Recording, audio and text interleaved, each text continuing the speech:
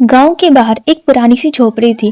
झोपड़ी छोटी थी, लेकिन उसमें रहने वाली लड़की बहुत कुछ सह चुकी थी।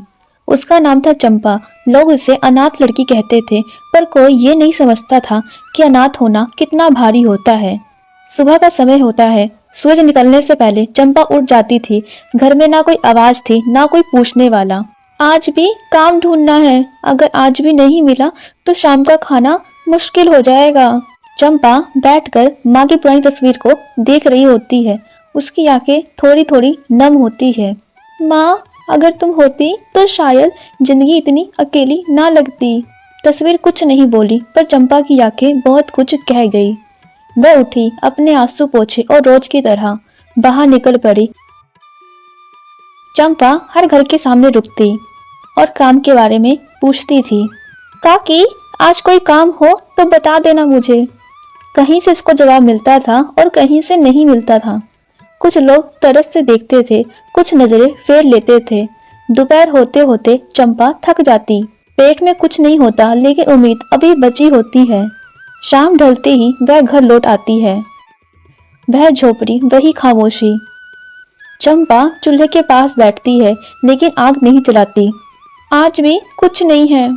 भगवान, मैं रोज मांगती नहीं हूँ, पर आज थोड़ा सा सहारा दे दो।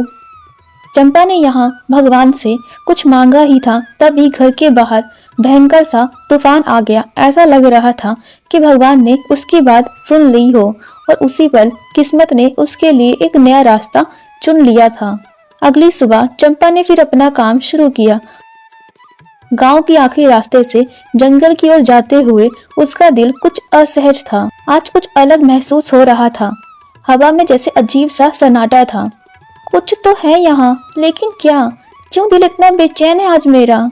जैसे ही वह झाड़ियों के पास पहुंची, एक कराहने की आवाज उसके कानों में पड़ी। ये आवाज न सिर्फ दर्द भरी थी, बल्कि कुछ माँ जैसी भी महसूस हो रही थी। कौन है वहाँ? झाड़ियों के पीछे वह देख सकती थी। एक सफेद गाय जमीन पर गिरी पड़ी थी। उसकी सांसें तेज थी, पर पैर में चोट लगी थी और आंखों में एक अजीब सी ममता झलक रही थी। चंपा हिम्मत जुटाते हुए गाय के पास जाती है। आपको क्या हुआ गाय माता? वह गाय को देखती है और गाय के चोट लगी जगह पर थोड़े पत्ते मसल कर लगा देती है। गाय माता, आप तो बहुत घायल हो। मुझे जो आता था मैंने कर दिया, और ये पहले आप कुछ खा लो। चंपा ने थैले में देखा, सिर्फ एक सूखी रोटी थी। आज मैं भूखी रह जाऊंगी, लेकिन आपको ऐसे नहीं छोड़ सकती। चंपा ने आधी रोटी गाय के सामने रखी, पर गाय ने वो रोटी खाई नहीं, बल्कि धीरे धीरे वह चंपा के सिर पर मुंह फेर दिया। चंपा को पहली बार ऐसा लगा जैसे उससे कोई अपना समझ रहा हो। माँ, आज पहली बार ऐसा हुआ कि मैं अकेली नहीं हूँ। और उसी पल चंपा ने समझ लिया, ये गाय सिर्फ एक जानवर नहीं थी, बल्कि कुछ तो था इसके अंदर, कुछ अलग सा, कुछ खास। कुछ समय बाद चंपा अपने घर को वापस चली जाती है। अगली सुबह चंपा उसी जंगल में जाती है। जंगल आज थोड़ा खामोश लग रहा था, पर वहां पे कोई भी डरावना सा नहीं लग रहा था। वह गाय के पास पहुंचती है। गाय माता, कैसी हो? लग रहा है आज आप ठीक हो। गाय बस चंपा की ओर देखती है। आपको पता है, आज मैं आपको अपने साथ अपने घर लेकर जाने वाली हूँ। मेरे घर में मेरे अलावा और कोई नहीं रहता। आप रहोगी तो बहुत अच्छा लगेगा। चंपा गाय को अपने साथ अपने घर की ओर ले जाने लगती है। गाय अभी उतनी ठीक नहीं थी। वह लड़खड़ा कर चंपा के पीछे पीछे चलने लगी। वह पुरानी झोपड़ी, जिसे लोग बस एक टूटा फूटा घर कहते थे, लेकिन आज चंपा को वह झोपड़ी अकेली नहीं लगी। उसने दरवाजा खोला और गाय को घर के अंदर ले गई। चंपा ने गाय को अपने बिस्तरे के पास ही खड़ा कर दिया। कुछ समय बाद चंपा ने गाय के सामने पानी का कटोरा रखा। गाय माता, आज इतना ही है, कल कुछ इंतजाम कर लूंगी मैं आपके लिए। गाय ने पानी पिया और शांत होकर बैठ गई। उस रात चंपा ने चूल्हा नहीं जलाया। पेट खाली था, लेकिन दिल में अजीब सा सुकून था। उस रात चंपा भूखी सोई, लेकिन कई सालों बाद उसका दिल भरा हुआ था। गाय को घर लाना एक शुरुआत थी। अगली सुबह चंपा जल्दी उठ गई। गाय उसी कोने में शांत खड़ी थी। गाय माता, रात कटी ठीक से आपकी? गाय ने धीरे से सिर हिलाया। चंपा ने गाय को थोड़ा पानी पीने के लिए दिया। फिर खुद के हिस्से की सूखी रोटी 2 टुकड़ों में तोड़ दी। एक टुकड़ा खुद खाया, दूसरा गाय के आगे रख दिया।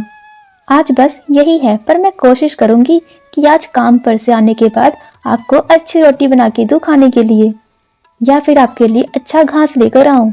चंपा काम पर गई और लौटकर सीधे गाय के पास बैठ गई। उसने देखा गाय अब थोड़ी संभली हुई लग रही थी। शाम को चंपा बाहर बैठी थी, तभी पड़ोस की बूढ़ी अम्मा झोपड़ी के बाहर रुकी। अरे चंपा, ये गाय कहाँ से? जंगल में मिली थी अम्मा, बहुत कमजोर थी, छोड़ नहीं पाई। बूढ़ी अम्मा गाय को देर तक देखती रही। अच्छा किया बेटा, ममता कभी बेकार नहीं जाती, तुम्हारी नीयत बहुत अच्छी है। यह बात चंपा के दिल में घर कर गई। उसे नहीं पता था गांव की नजर अब उसकी झोपड़ी पर पड़ने लगी थी। कुछ दिन बीत गए। चंपा हर सुबह गाय की देखभाल में लग जाती, घास लाना, पानी देना और धीरे धीरे उससे बातें करना। माँ, अगर आज थोड़ा अच्छा लग रहा हो तो बस खड़ी रहना। गाय अब पहले से ज्यादा स्वस्थ लग रही थी।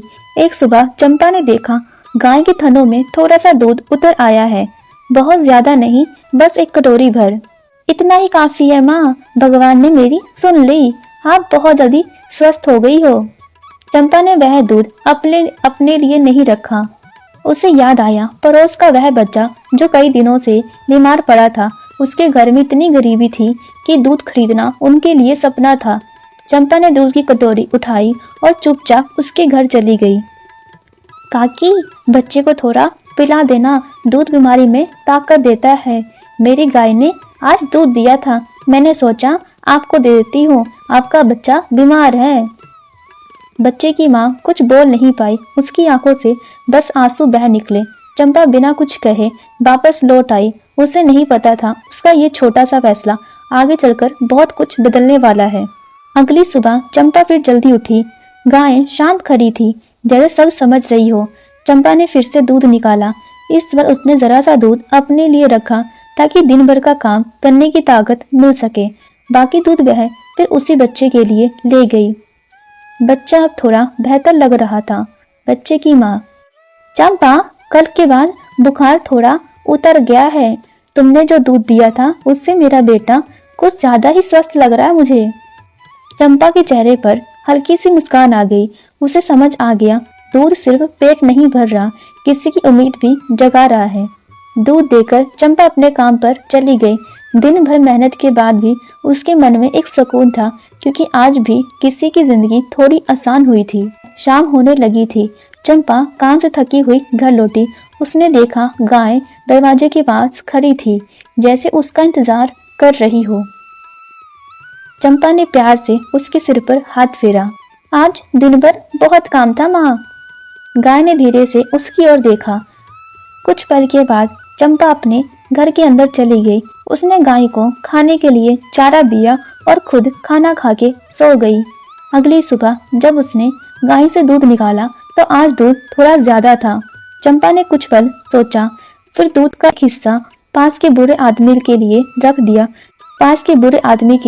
रख दिया जो कई दिनों से बीमार पड़े थे और काफी कमजोर हो गए थे। चंपा ने वह दूध उस बूढ़े आदमी को दे दिया। बूढ़ा आदमी दूध पाकर बहुत खुश होया। उसके लिए ये दूध किसी वरदान से कम नहीं था, क्योंकि उसके पास इतना भी पैसा नहीं था कि वो खुद के लिए 2 वक्त की रोटी खरीद सकता था। चंपा दूध देकर अपने घर वापस लौट आई। अगली सुबह जब चंपा घर से बाहर आई तो उसने देखा वही बूढ़े बाबा दरवाजे पर खड़े थे। उनके साथ कुछ गरीब गांव वाले भी थे। बूढ़े बाबा धीरे से आगे आए। बेटा, जो दूध तुम मुझे रोज दे रही हो ना, उसकी वजह से मैं अब ठीक हो गया हूँ। चंपा चुपचाप सुनती रही। मुझे पता है तुम्हारी गाय का दूध जादुई है, जो भी उस दूध को पीता है वह ठीक हो जाता है। बूढ़े बाबा की आवाज भर आई। लेकिन बेटा, हम गरीब लोग मुफ्त में नहीं जीना चाहते। उन्होंने पीछे खड़े लोगों की ओर देखा। इसलिए हमने तय किया है, दूध के बदले हम तुम्हें राशन देंगे। किसी ने आटा आगे बढ़ाया, किसी ने दाल। चंपा की आंखों से आंसू बहने लगे। बाबा, मैंने तो बस मदद की थी। और उसी मदद ने हमें फिर से जिंदगी दी है बेटा। बूढ़े बाबा की बात सुनकर वहां खड़े गांव वाले भी धीरे धीरे आगे बढ़ आए। एक बूढ़ी औरत थोड़ी सी सब्जी निकाल कर चंपा के आगे रख देती है। बेटी, इतना ही हमारे पास, पर जो भी है हमने दिल से दिया है तुम्हें। तभी वहां पर एक लड़का आता है और बोलने लग जाता है। चंपा, अब से हम बारी बारी से गाय के लिए चारा लाया करेंगे और पानी भी। अब यह गाय सिर्फ तुम्हारी नहीं, हम सबकी है। चंपा कुछ बोल नहीं पाई। उसने गाय की ओर देखा। गाय शांत खड़ी थी, जैसे सब कुछ समझ रही हो। चंपा ने धीरे से सिर झुका लिया।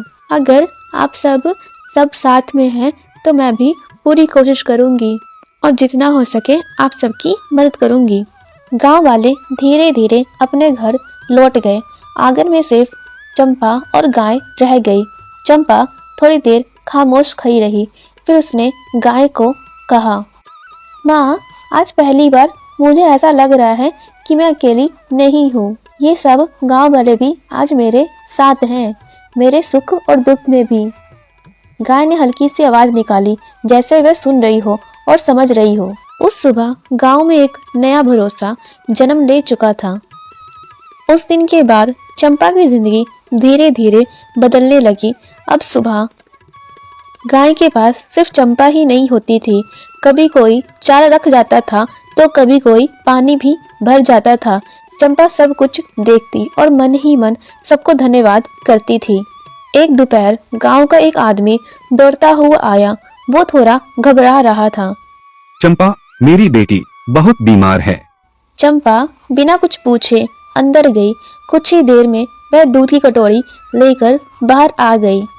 इसे आप धीरे धीरे पिला देना उस बच्चे को, वो बच्चा ठीक हो जाएगा। गांव वाला आंखों में उम्मीद लिए वहां से दूध लेकर चला जाता है। गाय शांत खड़ी रही।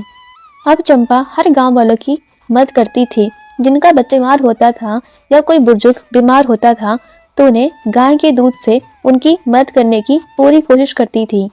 कुछ साल बीत गए। चंपा अब बड़ी हो गई थी। उसकी शादी गांव के मेहनती किसान रमेश से हो गई थी। गांव में सब खुश थे, लेकिन उसकी प्यारी गाय अब उसके साथ नहीं थी। गाय चली गई थी अपने अगले काम के लिए, जहां किसी की जरूरत थी उसे। चंपा थोड़ी उदास थी लेकिन खुश भी। माँ, तुम अब साथ नहीं हो, लेकिन मैं जानती हूँ तुम हमेशा मेरे दिल में रहोगी और मुझे कभी भी अकेले नहीं रहने दोगी, भले तुम आज मेरी नज़रों से कितना भी दूर क्यों ना हो। उस दिन चंपा ने पहली बार महसूस किया कि सच्चा जादू और सच्चा प्यार क्या होता है। किसी के साथ रहने में नहीं, दिल में भरोसा और प्यार फैलाने में। जादू कभी गाय में नहीं, बल्कि हमारे दिल और नीयत में होती है।